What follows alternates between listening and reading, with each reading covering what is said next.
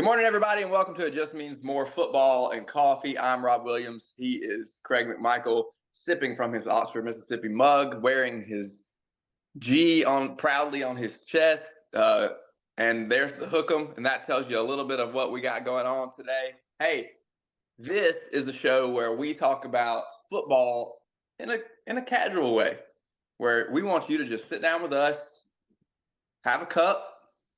I just finished up a couple of biscuits, so we're here in the morning, and we're just like the two old guys at the diner, chopping it up, talking about football. Except we don't have a newspaper because we live in the 21st century. So let's talk a little bit about the top tier. I can't show you my phone because I'm an idiot and left my computer an hour and a half away, so I'm using it for this Zoom call. All right, let's talk about the top tier of the SEC. But before we get there, Craig, what's happening? Huh? You know what? I said the creme de la creme. You know what? I'm doing good. At some point, Maxwell House or Last Word has got to send this to Dustin. The SEC's got media days down there. Officially welcome Texas and Oklahoma to the crew.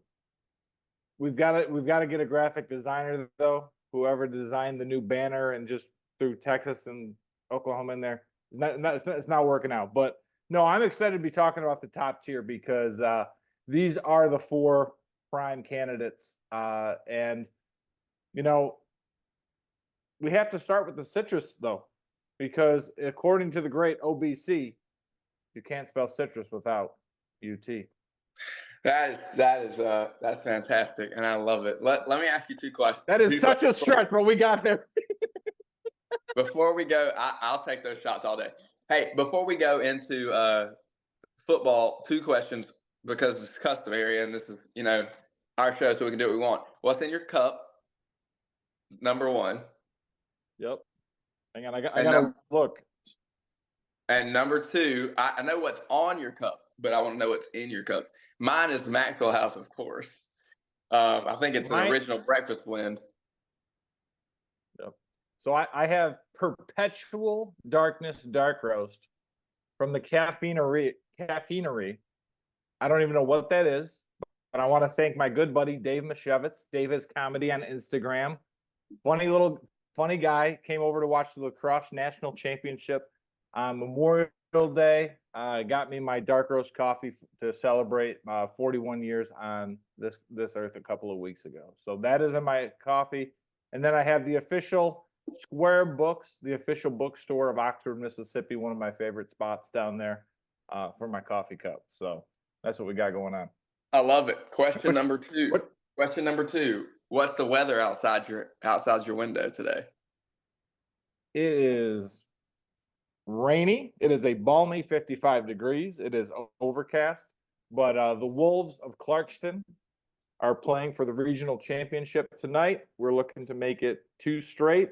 Looking to play in the quarterfinals on Friday night. So hopefully that is okay. What is the weather in beautiful South Carolina today? Well, good luck. Good luck to the Wolves, first of all, and hope the weather holds out for you and it doesn't get too sloppy, although that can be fun at times, right? We all play, listen, we play on turf up here. We don't play on grass. There's a reason for that. We're definitely going to hit 90. I think we were at 94 yesterday. We've been pretty much clear skies for the last week. I did grill steaks in the worst thunderstorm I've seen in about 10 years this past weekend because it was time for dinner, and the overhang outside of our villa was about 12 inches. And so I put on my rain jacket and threw those fillets on the grill. All right, let's go top tier. Hang on, real quick. So it was pouring on Memorial Day here. The national championship got delayed by 2 hours for lacrosse. Rather than go cook outside, I cooked the hot dog. I had hot dogs. I had the hot dogs on the oven, but the popcorn maker did make an appearance. So it was a phenomenal game. Hats off to Notre Dame. You may not win in football, but you are back-to-back national champions. Shout out to Tyler Buckner, former Alabama quarterback, national champion, and Jordan Faison, Sun Bowl MVP as a freshman, also was the top dog on Monday afternoon. Okay, enough lacrosse because people are falling asleep. Let's get to football. Hey, we got 4 teams in our top tier, and so if you're just tuning in with us, the past several weeks we have looked at tiers of the SEC based on my record predictions for this fall, and so um, we've already looked at tiers 4, 3, and 2, and the only one left are the top 4 teams in the league. I have 3 teams at 11-1. Those teams would be Tennessee, Ole Miss, and Georgia. And then I have one team sitting alone at the top at the end of the regular season, and that would be the Texas Longhorns at 12-0, which is incredibly shocking to me to have them at 12-0 How is in it year shocking when you came up with the prediction? How can that be shocking? What's in your Maxwell? If I had just looked at it, if I had just looked at the teams and the rosters without the schedules, I would have not said. If you'd have said who's going to be the top team in the SEC this year, I would say Georgia. However, given the schedules, which we're going to get into a little bit, that's where Texas comes out to 12-0. And just as much as in our last episode, we have a surprising team for me where you have Missouri, which I picked at 10-2, and you pushed back and said no, maybe 11-1 because I gave them a loss against Oklahoma. Schedule matters. Their schedule is trash. And so to get into that, let's take a look at let's take a quick look at Tennessee's schedule. Okay, so I got it right here. If you want, start out with the powerhouse Chattanooga. Absolutely, but here's the thing. They've got ACC powerhouse Dave Doran. Don't get me 9 wins. Keep me at 8. NC State week 2. Why is that game in Charlotte? Okay, so I saw something. So here's again my diatribe because I'm going to go against the neutral site game. LSU and USC is getting $5 million to play out in Vegas. How much is Charlotte paying for NC State and Tennessee? Are they getting $2 million? Does it matter? Make that a home and home. I agree. You got Neyland Stadium, and wherever the hell NC State plays, that's a decent place. Carter Dorn's Finley. Gonna screw it up. Whatever. Doesn't matter. In Raleigh. Yeah, here's the thing. Geographically, it makes a lot of sense. I think when you have a South Carolina, North Carolina game, geographically, Charlotte makes a lot of sense. But it's not the same. It's just not going to be the same atmosphere. And so I don't really like it either. But, kudos to Tennessee for scheduling a Power 5 in their non-conference because we know on rivalry weekend they're going to have a slugfest with Vandy, and so they don't get that opportunity like some of us do. You're laughing, but your rivalry weekend Power 5 matchup is Georgia Tech, so we won't Ramblin' Wreck, baby. Right. Listen, now, we go to the varsity on the flats, and then we go enjoy our game at noon. Good Lord. Where's your loss at? Where's your loss at, by the way? So I'm looking at the schedule. I'm looking at your schedule here. You got Oklahoma to open the season, back-to-back Florida and Alabama in October. I do like the fact both at Neyland Stadium. I don't. Where's your loss? Come on now. Keep looking. You're going to find it. Have some faith in your boys. Where is my loss? It's Georgia. Okay. I like what else is I think that we've gotten into a back and forth type of situation with Tennessee and Bama. I think DeBoer has the potential to pull Bama out of that in year 2, year 3. But this year, that game at Neyland, I just kind of lean towards Heupel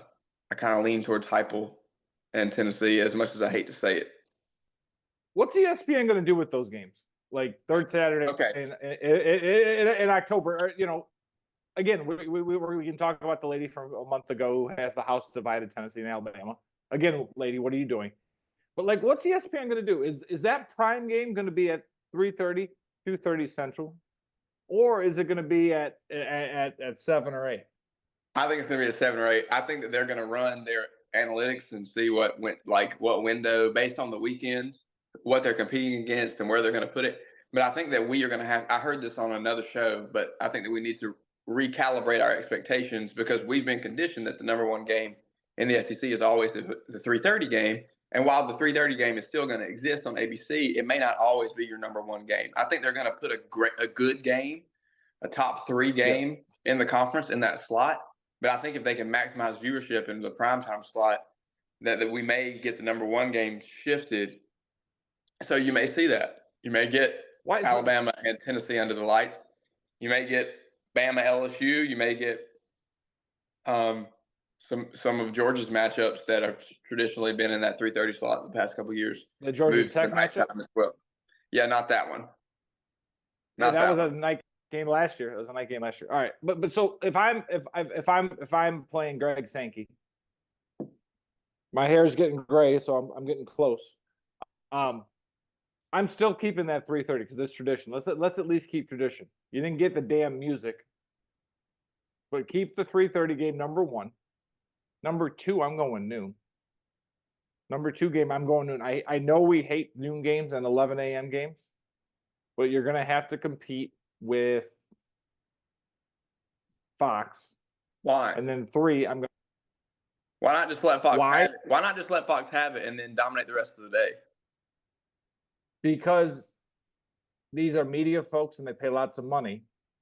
And you have now with Texas and Oklahoma, in addition to LSU, in addition to Bama, and all of these, you have 4 to 5 primary matchups. 1 3:30, 2's noon, and then and then let's stagger it. Let's really stagger that evening. Let's go 6, 7, 8, 9. These games are kind of, you know what I mean? Yeah. Like how I would love that. Kind of I would love 6, 7, 8, 9. I don't think they're going to do it, but I would love to see that happen. No, that feels to me like opening weekend of college basketball when the games are staggered so much that you don't have games at the same point where you can start one.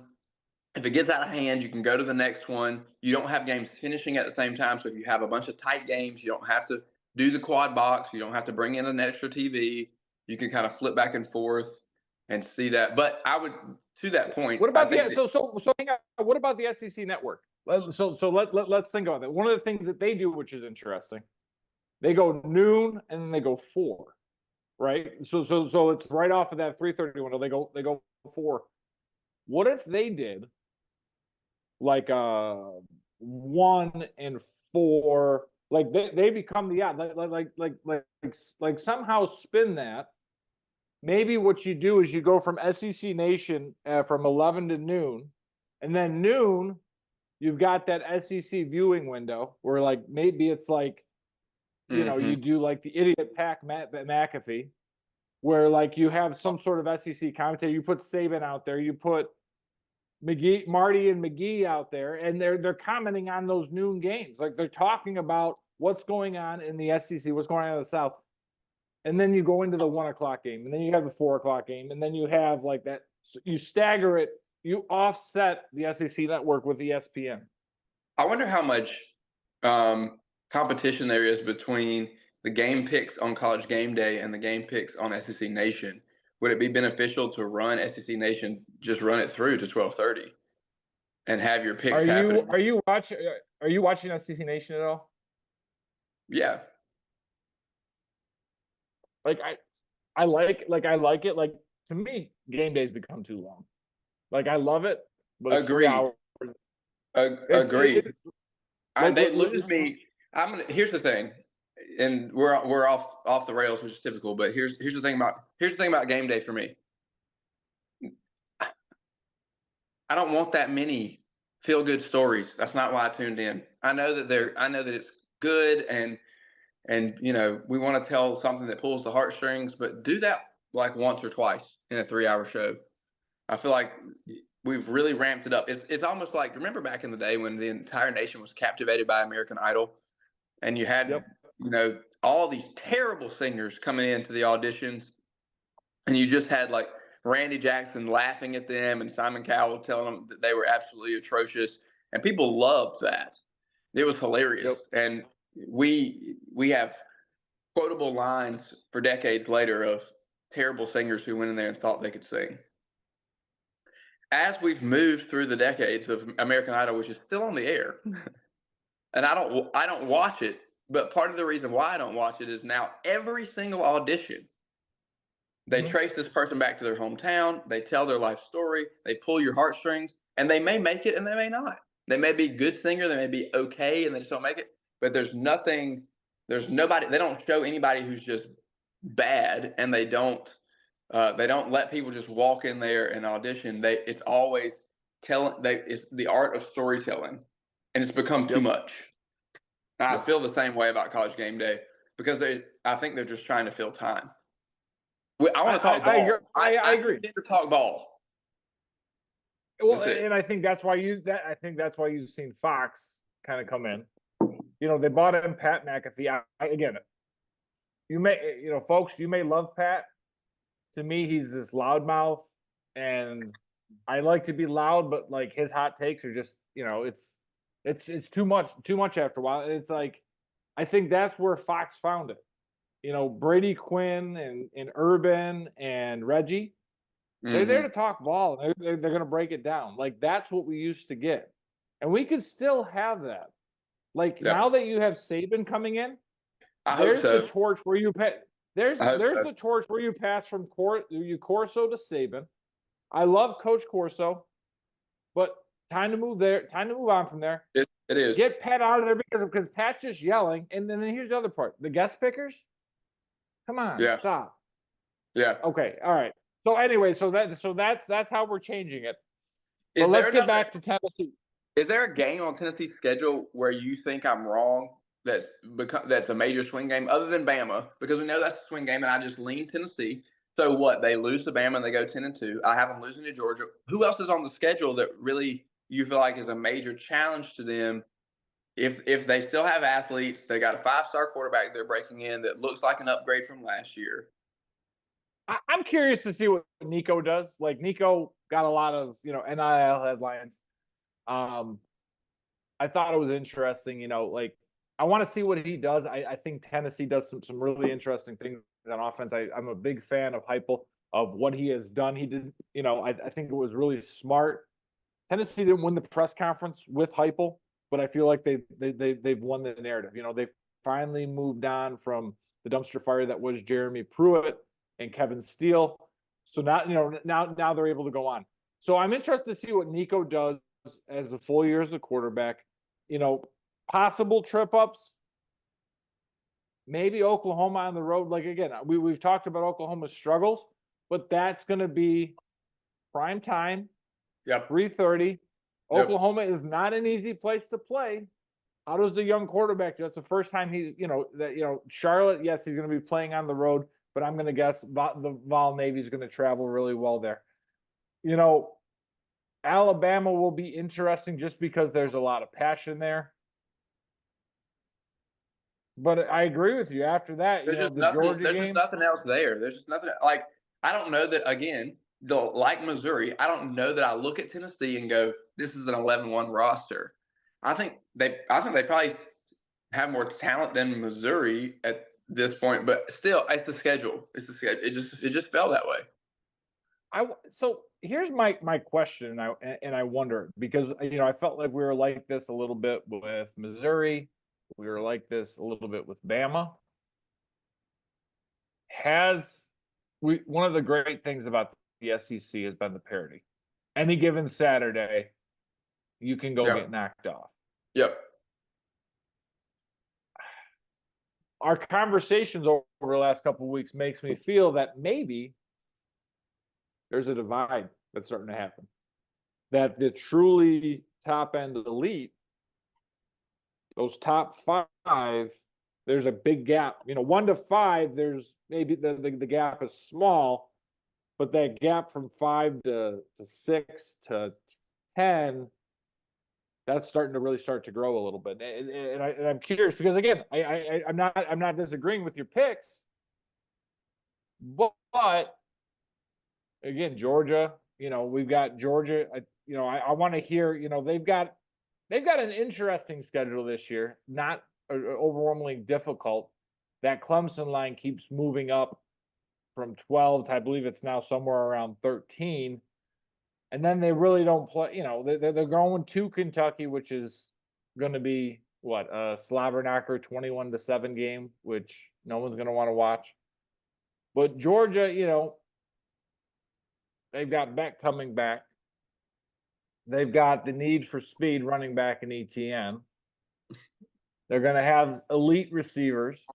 I'm interested to find out what's going to go on. We're going to walk and talk because apparently I didn't charge my computer. But the question becomes with these guys, who's going to stand in their way? I think Georgia has the more interesting schedule than Tennessee because Georgia's got a few games on there. Okay. All right. Let's talk about it. Let's talk about it because I have one loss. One loss, so it's probably Alabama, right? Because Kirby can't win it in Bama? It's not. Who's your loss? It's not. Come on. Right. Let's talk about who do I have that's undefeated in the SEC? They're on Georgia's schedule. Oh. It's Sark. I haven't pulled the upset. I'm just thinking that if you look at Georgia's schedule, you said it right. It's an interesting schedule. I think they get Clemson by closer to 21. That's my bias showing. But you're gonna catch a. The talent gap is much bigger than what people realize. I don't trust Cade, and they have to walk on behind him. Georgia's defense is insane. Clemson will have trouble moving the ball. All right, let's go to the stretch. Alabama. Yeah, so that's where you have a stretch for Georgia that I think it's interesting. You have Alabama, Auburn, Mississippi State, Texas before you get to that second bye week. That's a stretch of 4 games that I think is difficult, and I think that Alabama and Auburn are both going to be formidable opponents for Georgia. Hugh Freeze has the ability to make things happen. I don't think that Auburn gets Georgia, but like last year, you can kind of land a punch or two. You know what I mean? And Brock Bowers shows his ability to be inhuman and just dominate everybody in that matchup. But he's not walking through the door. So I think that you're gonna have this stretch of difficulty. Bama, Auburn, not necessarily Mississippi State, but they're not gonna just lay down for you. Then you get the matchup with Texas. So you get 3 physical teams at the least in a row, and I think Sark is just primed. And Texas got a really good schedule coming in. They do, but it's like to me, it all hinges on their defense. Like I looked at it last year. It just didn't feel right. And like, here's the thing: like for Last Word a few weeks ago, I wrote about the defense, and statistically, you look at it, they were still pretty damn good, but they weren't elite. What differentiated Georgia in 21 and 22 was their ability to strangle teams. They did that enough last year.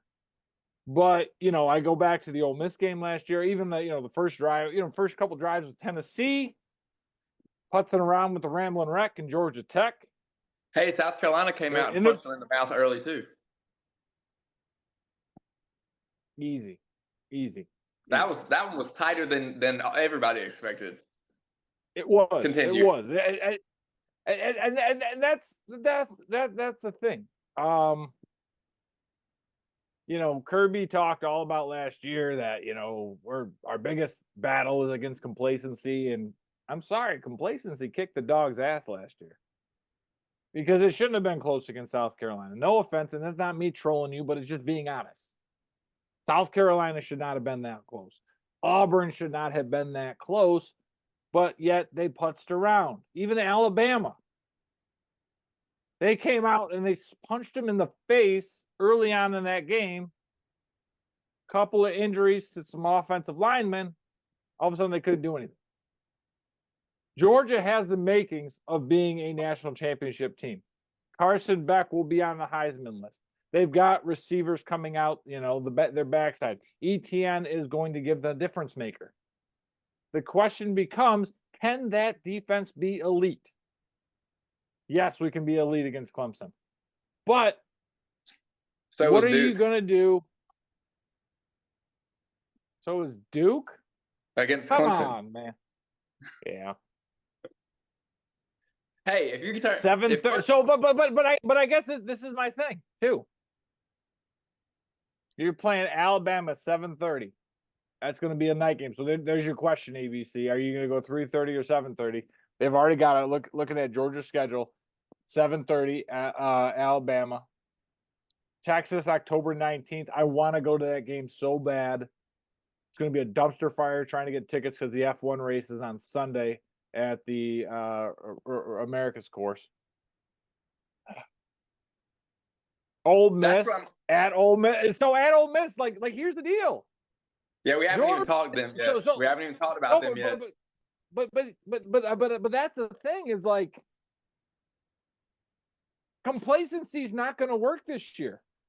You actually have to play a schedule. You have to play a schedule, and that's where I think we're going to get epic Kirby rants because you look at it. Sure. I'm getting like this idea for an article as I'm reading this, by the way. At Alabama, you got Auburn at home, which is good. You're at Texas, and then you're going to be at Oxford. We might have to go to Oxford. Oh, we can't go to Oxford November 9th. That's my little one's birthday. Hey, you want to go see Kiff? Do you think that's going to go well with Mary? Right. It depends. Can you make Clever want it? I mean, if she wants to do it, then if they were playing at Alabama, her favorite team, she'd be like, "Oh, I'll go see Alabama." Yeah, right. But like that's the interesting part. Like, and I feel like I'm being contradictory now. But I think here's the point. When the SEC shuffled the schedule around, some teams benefited. Tennessee, Missouri, Texas. Georgia. We'll get there, buddy. Easy, Sark. By the way, I think he's trading in as Garnet for burnt orange. Absolutely not. Georgia's got a tough schedule. So like, and I could see this Kirby getting all irritated and pissed off and playing the no one believes in you card. Maybe he's going to look at last word on college football. Craig said you guys are going to be trash. So now, that's going to motivate them for another national championship. But like that schedule has landmines there. They have a tough schedule, but they have the deepest roster in the league. And this is what differentiates Kirby and Georgia from the other programs. This is what differentiated Saban and Alabama from other programs is that he's not just recruiting five-star talent. He's recruiting the creme de la creme, the cream of the crop, five-star talent. And transfers. Absolutely. Yeah, my question mark for Georgia this year, and we've talked about this a little bit, is taking Will Muschamp off the field and inserting Travaris Robinson. Just from my jaded personal experience, these two things are not the same. Will Muschamp is an elite defensive mind and defensive play caller. Travaris Robinson is not. However, not my point. I'll steal another thing from my from a media mentor role model of mine, J.C. Sherbert. But the Saban defensive scheme, which we've seen attempted to be run in multiple places, only works with elite talent. When you take Jeremy Pruitt, when you take Will Muschamp, when you take coaches to other programs that can't recruit on that level, it doesn't work. Yep. Will Muschamp it's just going to – he's as the defensive coordinator, he's had all the success in the world at multiple stops. But you think about where these stops have been: LSU, Texas. Like you're at and Georgia, you're at places where you can recruit at the highest level. That's not necessarily the case when you're talking about the divide. When you get to the middle tier of the SEC, even Tennessee to a degree, you can't recruit on the same level. Right. but I think here's where I'm going to have T-Rod be the benefit. One, he's going to have the talent there, but two, who did Kiffin say that was running the defense last year at Alabama? You remember? He goes, "That's not Kevin Steele's offense." He goes, "Whose defense was it?" Yeah, T-Rob. Okay, cool. I just wanted to check. And then here's the other part. And here's where the Georgia defense. Here's where I'm talking about both sides of my mouth, but I can do that because I can be critical but also complimentary. You can hold two competing thoughts in your mind at the same time. It's called, leveling up. Schumann has shown the ability. Glenn Schumann, he's a rising star. He will not be in Athens long. I think he's the next one. He has shown that ability to adapt. When Tennessee scores first, when Ole Miss gets out early, he's able to maneuver and adapt. We talked about this a few weeks ago. Muschamp will be off the sidelines. He will still be in the headset. He'll still be talking it through with Schumann. What's the changeup? How do we go through it? My question is T-Rob going to be up in the box or is he going to be on the field? Is he he's a field guy usually, isn't he? Yep. Because Schumann's a field guy, and that was the benefit. Boom had his readers on up. Yeah, he had the readers on with Bobo, sipping tea and being up there. So the readers are the giveaway. When the readers are on, the defense plays.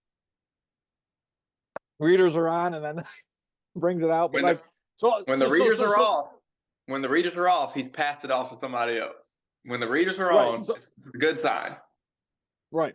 So that's why I think they'll be fine. So wrapping up with Georgia, I think the schedule actually sets up because now we don't worry about complacency because now we have bulletin board material because now there are actual potholes. Because you're going to have top 10 matchups, you're going to have primetime matchups, you're going to be there. And listen, Kirby, you want to be king of the SEC now that Nick's gone? Go out and win it so we can go crown your ass. Let's talk Lane for just a second. Here you go. They're going to cakewalk their way to 4-0. Furman, Middle Tennessee, Wake, Georgia Southern. Then you get into SEC play with Kentucky, South Carolina. So I'm going to call both of those wins.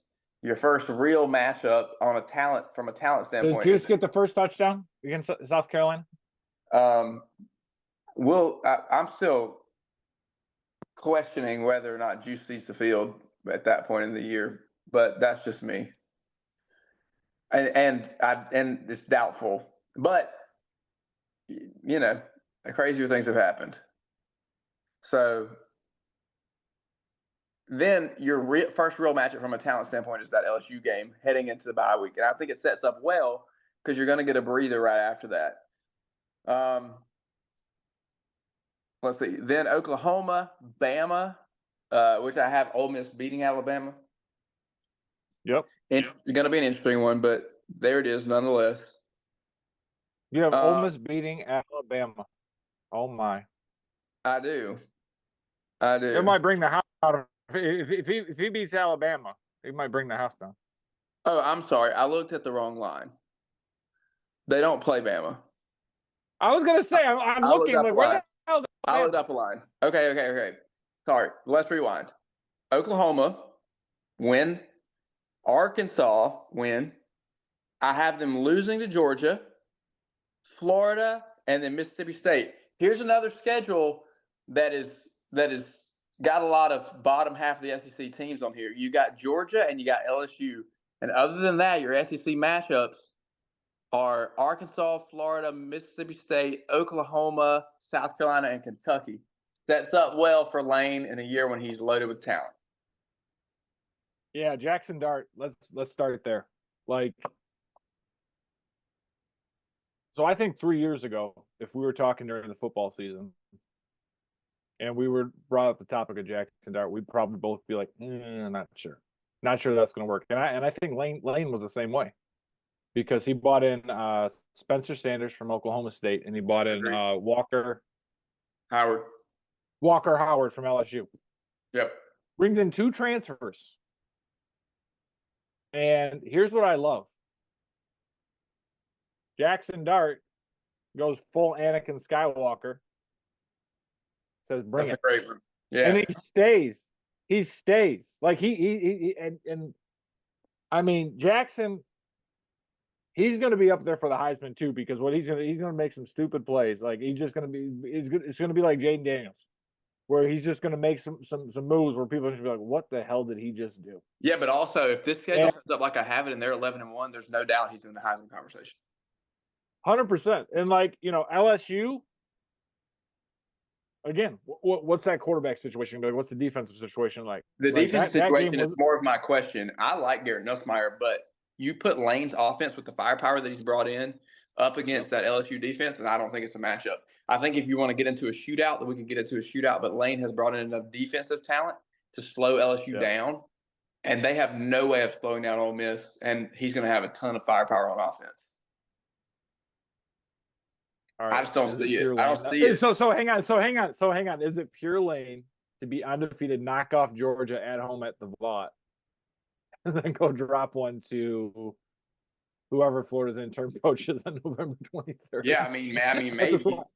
Yeah, I mean, you could see it, right? Like that game on November 9th is going to be. I mean, that's going to be something else.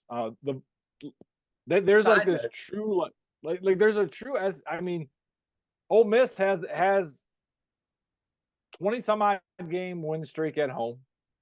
They play well. Like they can go fast, they can go slow. They've done a lot of different things. Like Lane has turned that into a home field advantage. They've brought the party that was in the Grove. They brought it to the Vaught. The students are there on time. They're there. They're loud. It's energetic as all hell. Like. That's a fun one. Like that, again, this is what I've said. They may lose to Georgia on November 9th, but write it down. Tell Morgan, Craig, and the pod are going to that first home game for Ole Miss in the playoff. We will go. I got them in the playoff for sure. I'll buy all the kids a book from Square Books. And then you and I will have a glass of Pappy at City Grocery that night with Wright and John T. Edge. I think that they're there, and I think that it is going to be a party. I just don't see, with the talent that they've got, I think Lane is set up to have his year. He didn't leave for this purpose. So, did he drop a 50 burger on Levy in the Egg Bowl? Yep. He might bomb him. Yep, I think so. The eyes of Texas are on you now. Yeah, so let's take a look, because we're talking schedules, right? If we look at Texas, Colorado State, Michigan right out the gate, week 2 is your big matchup. Everybody's pointing to my backyard. I've seen some back and forth about this. I just don't see it. I think Michigan is not going to be bad, but they lost a lot of talent and they lost their head coach. And so I just think that, programs are in 2 different spots. You know what I mean? 2 different spots. Yep. You got one on the rise, one kind of not rebuilding, but just resetting a little. Okay, UTSA, Louisiana Monroe, Mississippi State. We can agree all of those are wins. You get a bye week. Then you get the Red River. Real quick, UTSA. Yeah, real quick, UTSA. That's like Jeff Traylor. I feel like his star fade. He should have left maybe a couple years ago. Yeah, he may have missed his window. Yeah, I think he did. All right. Red River, I think you always got to have a coin flip. We learned that last year, that chaos of Oklahoma scoring with about 25 seconds left to beat. It's chaos. Texas. It's chaos. Is the moment too big for Jackson Arnold? Yes, that's going to be my answer for this one. Then you got Georgia. This is the upset that I picked. Now, this is tough coming off of an Oklahoma game. But I got to pick an upset somewhere in these game picks. This is where it landed for me. Okay, then Vandy, bye week. Listen to this finish out. Florida, dub. Arkansas, dub. Kentucky, the talent gap is too much for me.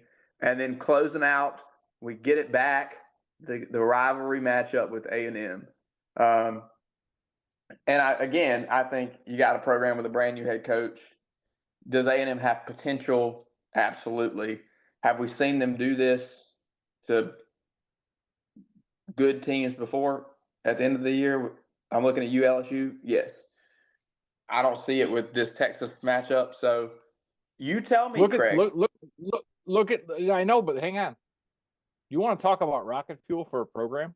What Texas has waited for?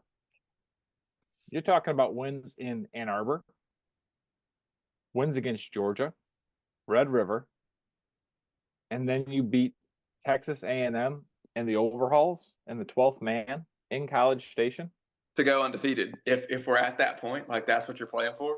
And then you got to go play Georgia again in the SEC championship. And I'll pick Georgia in that game, just so you know.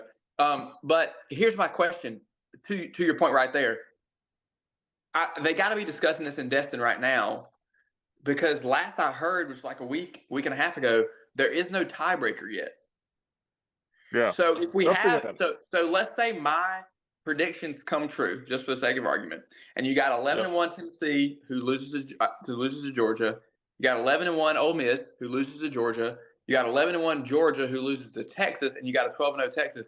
Does that fall with Georgia getting in? Because the other two 11-1 teams would have lost to Georgia, according to my predictions. So you would then get a rematch, even though Tennessee beat Georgia. Even though Texas beat Georgia, you would still get Georgia back in the SEC championship game. I think that's how it would land, because the one loss that I have for Tennessee and Ole Miss is the Dawgs. So that would put Georgia in over them, because you have the head-to-head. What's going to get really squirrely is if you get some 11-1 teams that did not play each other, and we don't know what that tiebreaker is because they haven't decided. Is it going to be? I've heard suggestions of like record of SEC opponents, other SEC opponents. So basically, ranking your strength of schedule in conference, that sort of thing. They could go point. I think it's going to be Greg Sankey rules. Who's going to give us the most eyeballs? And we're gonna make it so it's Texas and Georgia. My other question is how long before this game is played in Dallas? Not long. I think they rotate. I wonder if they bounce back and forth. Just not don't go to Charlotte. Yeah. I'm curious. By the way, just to let you know, Texas you can get your premium tailgate package. Not available for Georgia. You've got Colorado State, UTSA, ULM, Mississippi State, Kentucky, but not bowl season packages are available. But friend of the pod, you want to do the varsity, the Letterman, or the club? The club level, we can have up to 40 guests. They do the setup and cleanup, on-site concierge. 20 by 20 tent. They get tables, chairs, cocktail tables, coolers with ice, 43-inch TV, yours for only $20,000. So Maxwell House, time to step up. Yeah, it is. It is, Maxwell House. Where are you at? Let's go ahead and get the pod on the road for a cool. Let's go to Austin, baby, for a season. Dude, look at it. I mean, you tell me again. Devil's advocate on the other side of this. Look at the schedule. Where are the losses? I mean, I get it. It's talking season. We're only on paper. Games are played on the field. Yep. I'm totally for that. Yep. Give me all the upsets. I'll gladly be wrong for the sake of chaos, because I love it. But if we're looking at it's the Georgia game. I get that one. What else? Oklahoma, Georgia, Texas A&M. And here's the deal. Sark showed Texas has grown. The losses to Kansas, there's going to be wear and tear. You know what? You're going to hear, they're not ready. They're playing the big pro. Sark has been ready. Sark knows what it's like to build a roster.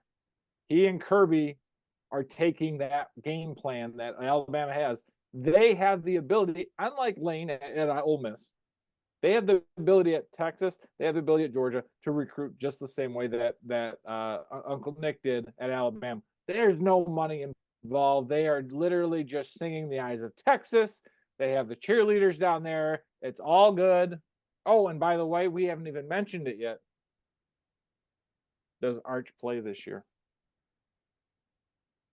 So I'm a bit of a contrarian on this topic because I like Ewers as the best quarterback in college football this year, and I actually like him better With than or without the mullet? Did you like him I'll- better with? No, I like him better without. Actually, I feel like it's too much. My nephew has a mullet, by the way, and I just thought, oh, I think it looks good because he I wants think me to like go off on him. I don't have anything against mullets. I just Mhm. feel like he flipped a switch where it became all business.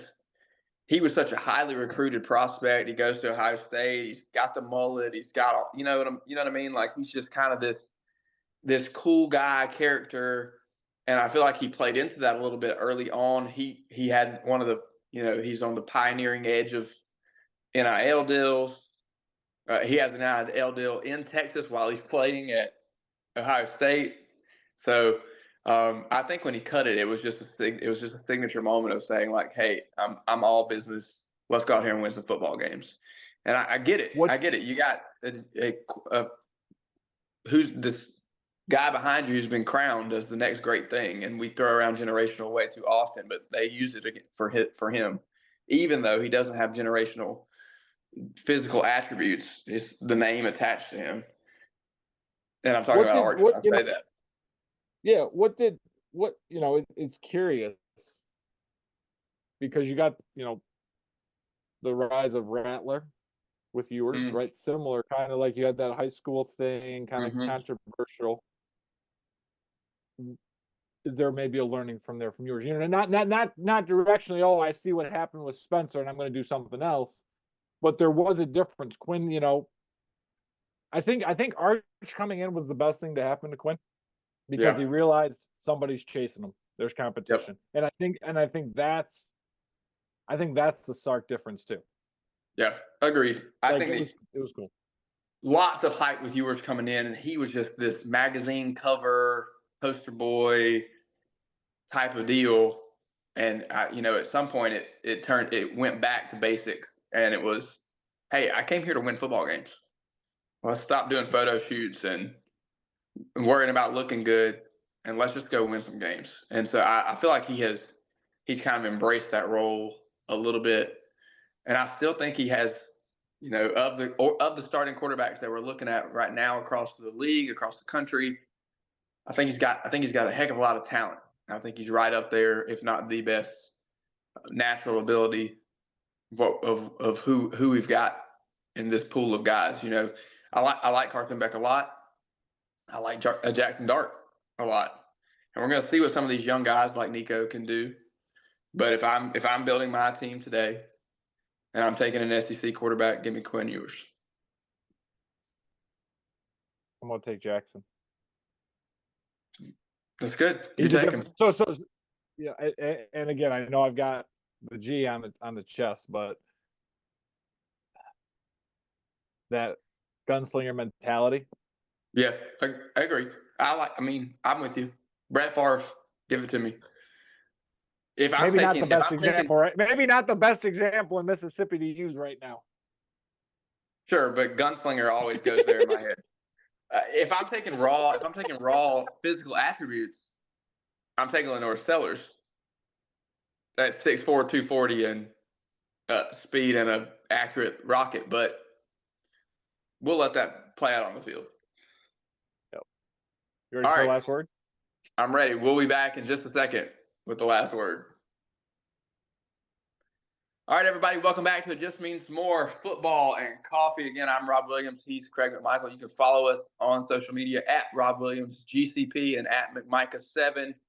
We'd love for you to follow along, see what we got going on, read our opinions as well as listening to them here on our show. Craig has an interesting quote that he's going to share with us from Lane Kiffin. As we know, meetings are happening in Destin to project the future of the SEC and to make some decisions. And with the GOAT removed from the room, who is the premier voice? What did Lane have to say? Lane crowned his buddy Kirby. He said, with Coach Saban now gone, Kirby is now that voice in the room that is going to sort of set the tone and kind of talk about, who's going to be the voice of the SEC. And to me, that's my question for your last word.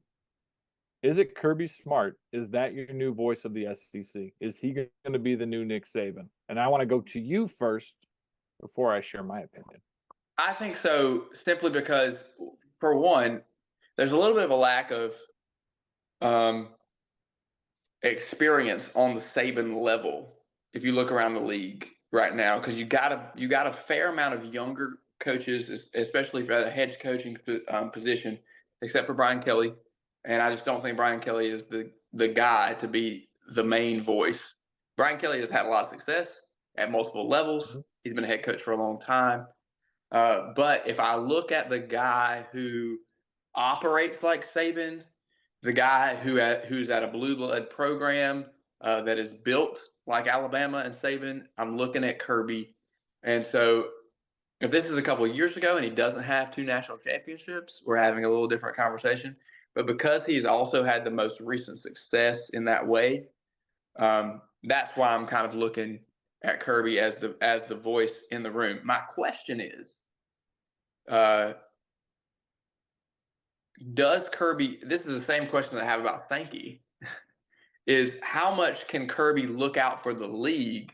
Just like we say, how much can Sankey look out for the whole of college football when his job is to be the commissioner of the SEC?